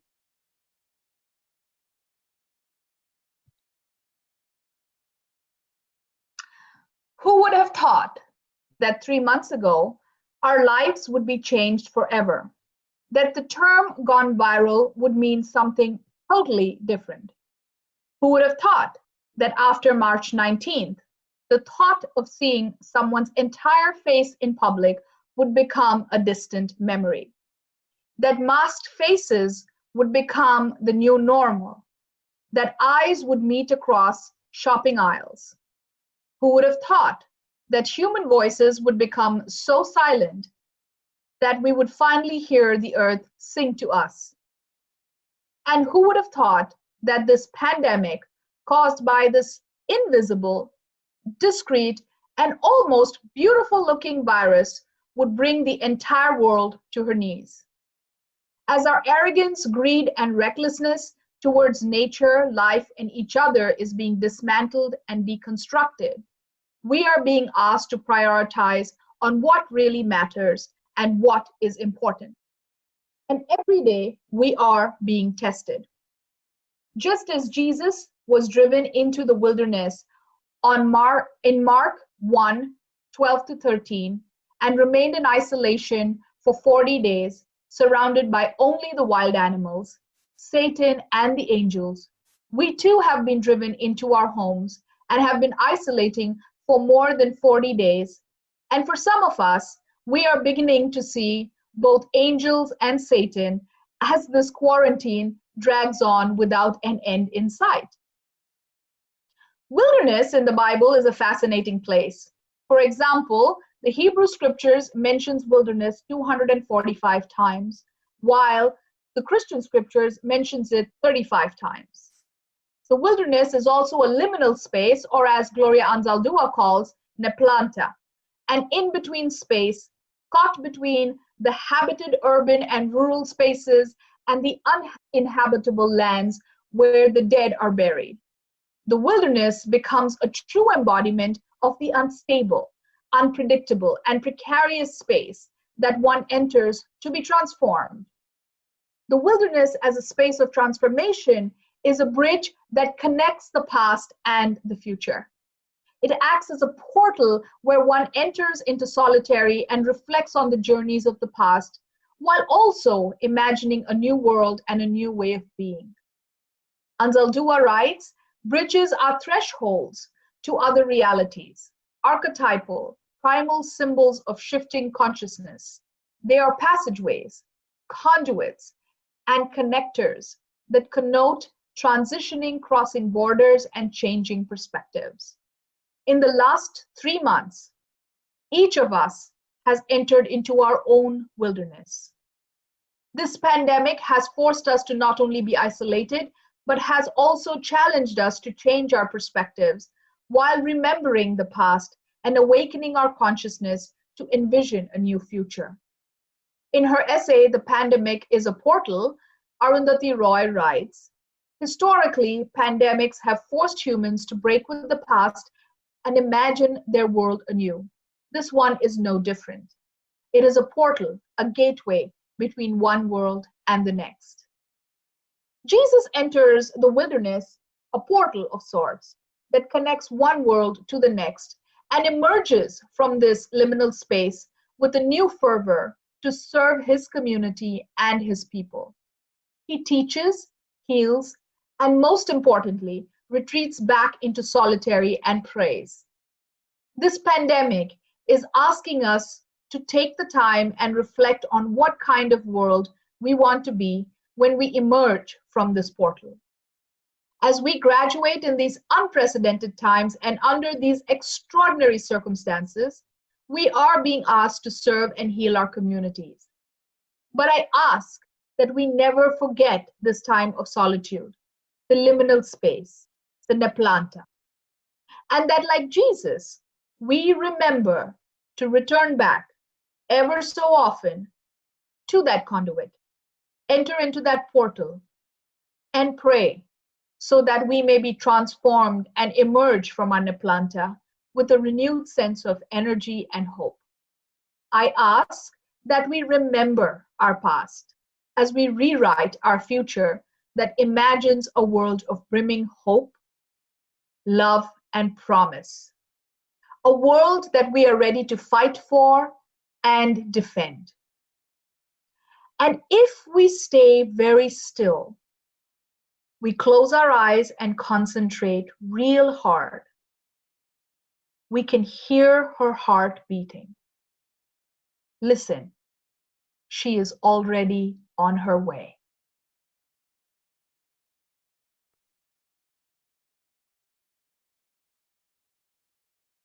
Where will you go from here? Dr. Juncker and Dr. Jacobs talked about remembering as an act of gathering our dismembered stories, cultures, bodies, and traditions so that we can create and imagine the new. As we prepare for the post-pandemic church while we remain in the liminal space of a zoomed-in and distanced one, we must pause and consider what is essential. As Gloria Anzaldúa reminds us, this journey requires a crossing into something new. And to cross into the new space, something in us or of us must die before something else can be born. In this liminal space of a physically distant social reality, we must pause and consider what we must leave behind so that we can enter into our new reality with only the essentials. We cannot simply record the old ways of worship and sacrament. We must reinvent and take advantage of the new platforms and communication available to us. This takes a new creativity, a new imagination. This will take you, our dear graduates. The chasm goes beyond our technical savvy. You are at the forefront of church leadership that will usher in generations who understand social justice and human equity as more essential than a debate. Be encouraged, graduates. A new day is coming, and you are leading that change. The world you are graduating into is not the same as the one that you first began when you enrolled in PSR. Whatever reason you came here for may be even more important and urgent when you realized when you first enrolled. Many of us enrolled in seminary hoping to become better preachers, more practically equipped organizers and nonprofit leaders, and more brilliant theologians. And we do hope that's been part of your journey. But today, you are essential frontline spiritual caregivers. As faith leaders, we remember and regather our physically distanced members of our families, churches, and communities. So how do we gather community going forward? To imagine a new future of the church, I look at how the ethnic American church has survived in the past. Many of our ancestors knew hardships and they knew resilience. They were innovators and resistors, creators and organizers. They lived life as a village, whether in the Pacific Islands or on the concrete pavements of Philadelphia. They held on to each other as if their lives depended on it, because they did. They were thankful for what they had that day and were mindful to share with those in need. Now, I grew up in a Filipino-American United Methodist Church that is now 52 years old. Generations have come and gone through that church. And it is a church that my theology has been shaped. After the service, we always had potluck. We shared what we had with one another and celebrated in the abundance of our collective group. We remembered and treated each other as family. Everyone was an auntie or uncle or cousin to me in church. We remembered as Filipinos living in an individualistic American land. We connected to each other in more intimate ways than a handshake. We greeted each other with a kiss on the cheek. We were not socially distant. We were socially embedded with one another. My beloved community, this is the task before you as graduates today. You have the opportunity to remember us as communities of faith once again. Remind us that we can be socially embedded beings. Remind us how to be the beloved community We have a chance to cross the liminal space into a world where we can, with permission, hug each other once again, maybe greet each other with a kiss on the cheek, and hold each other's hands in solidarity. We are positioned in the liminal space of a bridge between the world we once knew and the post-pandemic world to come. We need you. We need to hear your stories. We need to hear your pain. We need to hear your hope. We look for you for comfort and maybe even guidance in a world that is no longer familiar to us. We must leave behind what is non-essential and use our creative imagination to shape a church that is essential to the present moment and to the future. Anzaldúa speaks of this bridge crossing as both a barrier and a point of transformation. By crossing, you invite the turning point and initiate change. And change is never comfortable or easy or neat. But she encourages us to pray, repeat affirmations, take a deep breath, and step through the gate. We celebrate the education you have received today here at PSR, but you're not ready to cross the bridge because of your diploma.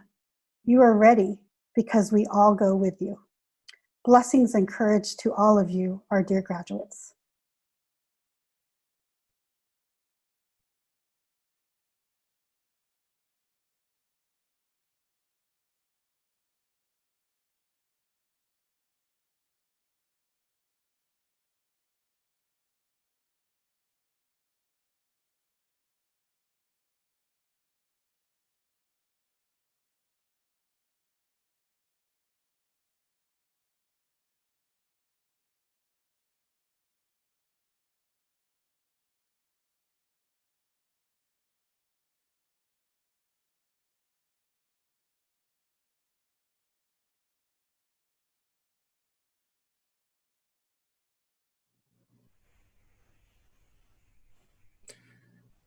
As we bring to a close the 153rd commencement exercises of Pacific School of Religion, on behalf of the Board of Trustees, I would like to extend our very best wishes to the graduating class of 2020.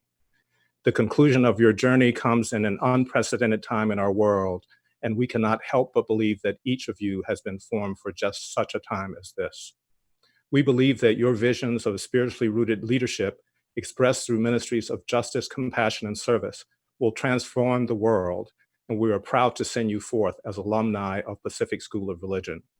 You join a distinguished community of alumni committed to becoming our visions, seeing beyond 2020.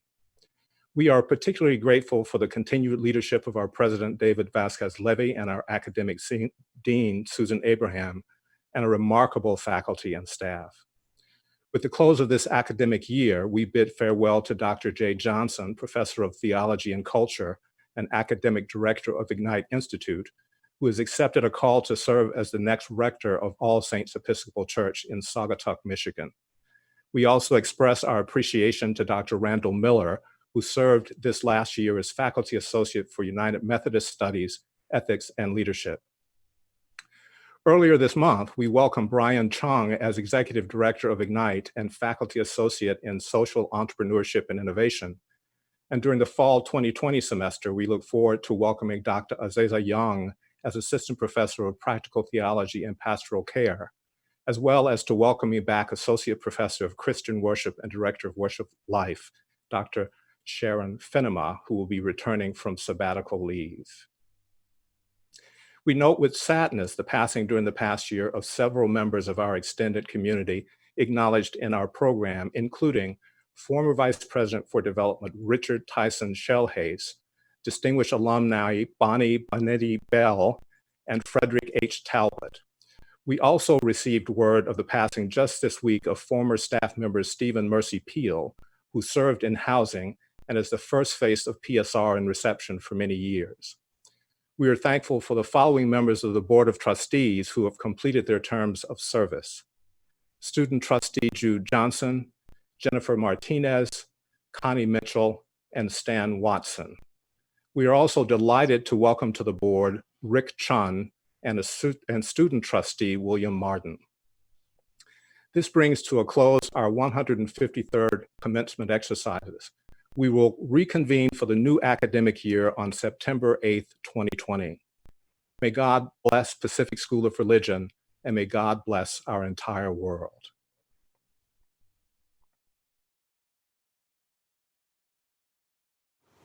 So during one of my first classes at PSR, we introduced ourselves by sharing the name and birthplace of our mother's mother.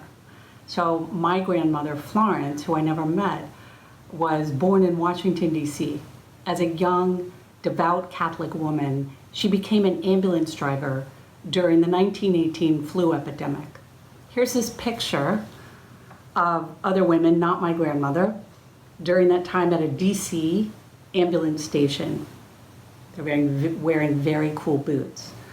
But these are women who showed up, who defied gender roles, who served, and who healed. But in 1918 in DC, if you were Black, you couldn't go to the whites-only emergency station. Here we are in COVID-19, 2020, over 100 years later, and we have the racism and bias still raging. So when asked, how do I see myself becoming my vision of justice? As a white woman in 2020, granddaughter of Florence, I am a hospital social worker and a health equity advocate. What I want to do is to show up during this crisis, embolden my ministry to make healthcare more just. As I dare to imagine life beyond 2020, I carry a prayer that we may bring or carry forward that which we are being given right now by a most unexpected and immense spiritual teacher named coronavirus. And that this teacher is revealing to us how deeply fragile, vulnerable, tender, priceless, and irreplaceable every single life is. And that we also long, how deeply in ourselves we long for togetherness and reunion. I also feel the instruction coming that we need to humble ourselves and open ourselves as never before to guidance from that holy mystery who can never be fully named. And that as we do that, we come to feel and hear and recognize the unique signature of that divine one within ourselves. And that we commit to engaging that signature and bringing it forth into shared space by whatever means necessary, and to bearing witness together into what that might become.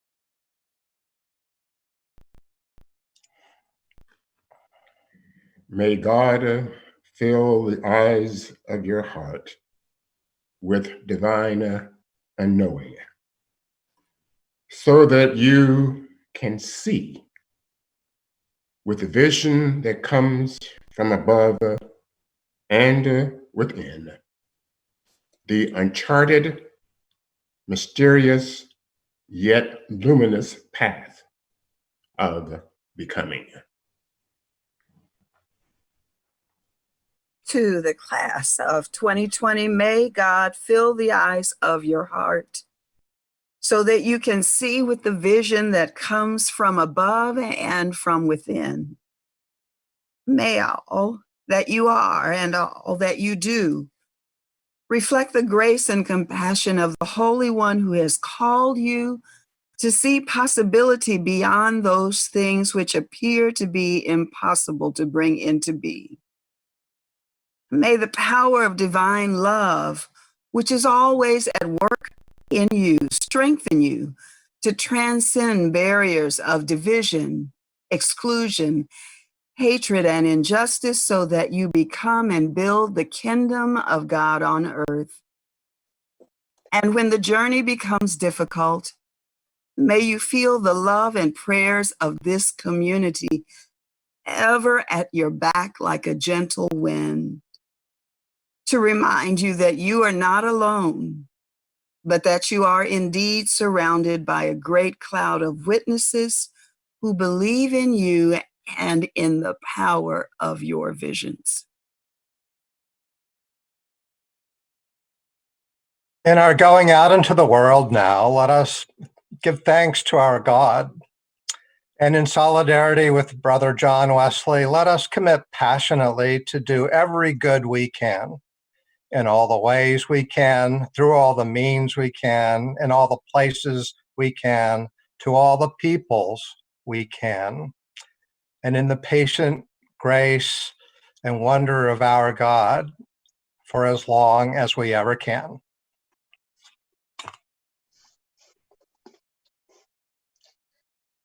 To the class of 2020, as this chapter of your life closes, I ask the divine, by divine's many names, to give you success, not the success of the world, but of the spirit. I pray that you will laugh often and deeply, and win respect of intelligent people and the affection of children. I pray that you earn the appreciation of honest critics and endure the betrayal of false friends. I pray for you to appreciate beauty and to find the best in others. I pray that you will leave a world a bit better than you found it, whether by a smile, planting a garden, or redeeming a social condition. I ask divine to give you your life-changing grace, wisdom, and the joy of knowing even one life has breathed easier because you exist. May the God of creation embrace you with love, embolden you with life, and truly bless you. May you have the power and the will to fill the world with justice. May divine touch your life with blessings beyond your understanding or expectations. May you go into the world with joy, peace, love, and the power to move this day forward. In Jesus' name. Beloved ones of the Holy One, as you make a beginning of this ending, may your knowing be undone. May mystery confound your understanding. May you find a home in the questions that brought you here and that lead you forth. May the sound of God's name spill from your lips as you have never heard it before. May you take the time to sit in the shards of all that is shattering, all that is crumbling, all that is falling apart, and discover what is emerging, what is becoming, what is rising as the new day.